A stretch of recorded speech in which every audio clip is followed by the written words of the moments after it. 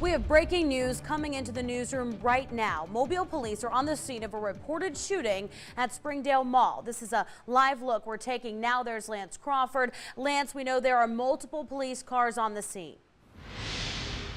Pick a side, everybody. The Iron Bowl is here. It was the topic of many Thanksgiving conversations, debates for the past few months, probably the past year. And the weight of tomorrow's showdown is only getting heavier by the second. Former Mobile Mayor Sam Jones is now on the campaign trail. Some key Republicans are voicing their opposition and saying there is no way the bill should be voted on this week. Today we hitched a ride with the local fire department here in Deweyville, Texas, so we can show you the damage. It's been 1 week since Hurricane Harvey made landfall, but as you can see, the water hasn't gone anywhere. Hey, you guys, happy Mardi Gras, happy Fat Tuesday. We're on the Order of Athena float. I'm gonna turn the camera around so you can see all the action. Here we go. Truly a miracle Holloway survived. This is his patrol car. It flipped 7 times. This is an example of what a storm drain is supposed to look like. It's clear of any debris. It's been raining a lot, but you can see the water is still flowing easily into the storm drain. That way it's not flooding the street here. It's cliche, but it's just not too hot, not too cold. It just feels just right. I was down there doing the ice skating earlier, and I saw. But right, I know it was quite embarrassing, but it felt so nice outside. It almost felt wrong to ice skate a little bit because it wasn't very cold. That's it the just best. felt great. Ice skating when it's nice out. It was perfect. Yeah. It was just perfect. So let's hope it continues for as long as possible. All right, let's say hello tonight to Shelby Middleton. She's our Facebook friend of the day. Water breaking news. The Beehive is buzzing tonight. Zora, Beyonce's your girl, so I'm going to let you take it away. All right. The president and the first lady arrived here on Air Force One just before 4 o'clock today here in Lake Charles. It's just pelting your face. The rain is, and the waves are picking up as well. I mean, look at that wind, you guys. If you can see that in the distance there with the light and the trees blowing, this is really incredible. Certainly feeling the effects of Nate now. The mayor said he is not aware of any water in any homes. If you spot any breaking news or just see something unusual around you, be sure to send your pictures and videos to us. The bodies of 7 American soldiers were located within the hour tonight. This after their Navy destroyer collided with a container ship off the coast of Japan. The damaged USS Fitzgerald is now back at its home port. This is where the bullet entered that home and struck the little girl. Kalan's mother tells me she describes Monday night as an out-of-body experience. She said she's just thankful that her little girl is alive and okay. Typical for this time of year, backups on the Bayway. Just after 3 this afternoon, this fender bender had eastbound traffic backed up for 3 miles. We are staying on top of breaking news right now. Mobile police are looking for 2 shooting suspects. Police say 2 groups of people actually got into an argument at the Shops of Bel Air parking lot around 9:30 tonight and opened fire. Within the past 30 seconds, police left the scene. So it's been a long investigation. No one was hit, but we're told that at least 2 vehicles were hit. Former Mobile Mayor Sam Jones is now on the campaign trail. Jones announced his bid for re-election today at a local church, setting up a rematch against incumbent Mayor Sandy Stimpson. Local 15's Corey Pippin was there at Greater Nazarene Baptist Church today for that announcement. And Corey, Jones says a lot of people were encouraging him to run. Corey, thank you. Mayor Sandy Stimpson supporters also got to work today. While the mayor is in France for the Paris Air Show, his campaign kicked off this evening. Volunteers gathered at Pinebrook Shopping Center to show their support for the mayor and start getting campaign supplies and promotional items together. Comedian Bill Cosby remains a free man tonight. The judge presiding over Cosby's indecent assault case declared a mistrial after jurors said they were hopelessly deadlocked. But Cosby's legal troubles may not be over. Jurors in the Bill Cosby assault case. Now, jurors are now back home in Pittsburgh, some 300 miles from where the trial took place. The judge told them they can speak to reporters if they want, but he asked them to not discuss their deliberations publicly. The bodies of 7 American soldiers were located within the hour tonight. This after their Navy destroyer collided with a container ship off the coast of Japan. The damaged USS Fitzgerald is now back at its home port south of Tokyo. Tugboats and other support vessels towed it back to the naval base. 3 American crew members, including the commanding officer, were injured in that collision. They were airlifted by helicopter from the deck of the ship.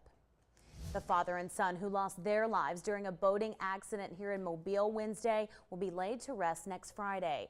Chaplain Tony Dickey says funeral services are set for 11 a.m. at Nazarene Full Gospel Church in Mobile. Freddie Scott and his father Leo were on their way back from a fishing trip when they fell overboard in Spanish River. Their bodies were recovered on Thursday. Zora, thanks so much. Youth football players from the Mobile area got to attend a free clinic led by coaches from the University of South Alabama. The event was held this morning at Mobile Christian School, sponsored by Wells Fargo and the Dollar General Bowl. Organizers say more than 100 kids attended the camp, but it was forced to wrap up earlier than expected because of today's weather. Mobile came out today to celebrate something we all love. Andy's Music on Hillcrest Road held their annual Make Music Day. The event featured live music, food, even a special area just for the kids. Today we have Make Music Day. Attendees were also able to snag some instruments and accessories as door prizes today. The USA College of Medicine held its annual white coat ceremony this morning. Third-year medical students were given their first white coats, and during the ceremony, students took the medical student oath, promising to uphold the human aspects of medicine, including sensitivity and compassion. 10 rising seniors from the class of 2018, 3 medical residents, and 2 faculty members were also inducted into the Gold Humanism Honor Society. Hundreds gathered to remember the second anniversary of a deadly shooting inside a Charleston church. The Hate Won't Win Unity Walk took place through downtown Charleston. People held signs and watched as 9 doves were released into the sky. Each dove represented one of the 9 people killed when Dylan Roof opened fire during Bible study inside the Emmanuel AME Church on June 17th, 2 years ago. The church's lead pastor, Reverend Eric Manning, announced a permanent memorial at the church for the victims, survivors, and their families. It is our hope. A completion date for that memorial has not yet been determined. The city of Alexandria, Virginia has reopened streets and recreational areas around the ball field where Wednesday's shooting spree took place. Officers removed crime scene tape surrounding Eugene Simpson Stadium. That's where a gunman opened fire on a Republican congressional baseball practice, wounding 5 people, including House Majority Whip Steve Scalise from Louisiana. A spokesman for Scalise says the congressman is actually improving and he's been upgraded from critical to serious condition. So a bit of good news there for him. Protesters gathered in London today, angry with the Prime Minister's response to this week's deadly fire that killed more than 50 people. You heard? Tears rolled down 6-year-old Kalon Franklin's face as her mother Erica shared with us the horrifying moment when she realized her little girl had been shot. As I walked through the house, I see the blood on the living room floor, so I ran into the bedroom, see the blood on the bedroom floor.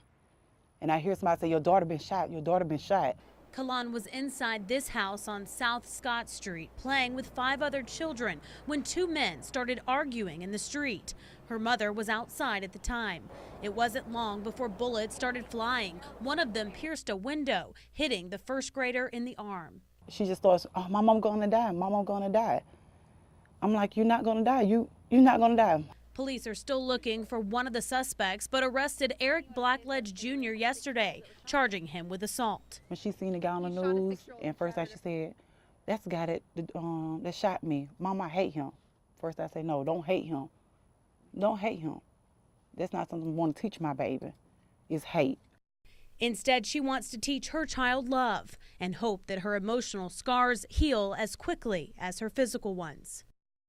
She just at the point where she have anxiety attacks. She's too young for all this.